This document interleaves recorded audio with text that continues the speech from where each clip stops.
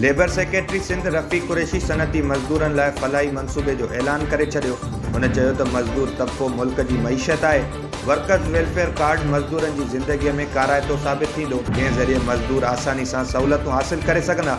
सिंध पहिरियों सूबो आहे जेको मुल्क जे 270 खां वधीक इस्पतालुनि में मज़दूरनि खे 7 लाख रुपयनि जो हेल्थ इंश्योरेंस फराहम करे रही आहे। जल्द ई सनतुनि में कमु कंदड़ औरतुनि ऐं अक़लियती मज़दूरनि में 10,000 ई मोटरसाइकिलूं विरहायूं वेंदियूं। पीपी चेयरमैन बिलावल भुट्टो ज़रदारी 37 सालनि जो थी वियो। पार्टी अॻुवाननि ऐं कारकुननि तरफ़ां पार्टी चेयरमैन बिलावल भुट्टो ज़रदारी खे मुबारकबाद ॾियण सां गॾु सालगिरह जूं तक़रीबूं मल्हायूं वयूं। मुल्तान जे इलाइक़े जलालपुर पीरवाला में 2 औरतुनि समेत हिकु नौजवान बोड वहकरनि में ॿुॾी फोत थी वियो। सरकारी ज़रियनि मूजिबि बोड वहकरा घटि थियण बैदि 2 औरतूं पंहिंजे घर तरफ़ वञी रहियूं हुयूं त ॿुॾी फोत थी वियूं। रेस्क्यू अमले मूजिबि 500 खां वधीक घर पाणी हेठि आयल आहिनि।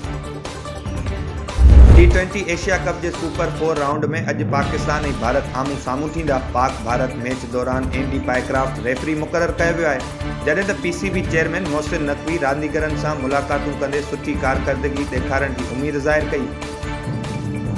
गाजी खावड़ जे लाशारी मोला मां नामालूम चोर पोरियत मुजाहिद लाशारी जे घर मां चोरी करे फरार थी विया। पोरियत एहतजाज कंदे चयो त गुज़िरियल राति 3 नामालूम चोर घर में दाख़िल थी रोक रक़म, सोलर प्लेटूं ऐं ॿियो सामान खणी फरार थी विया।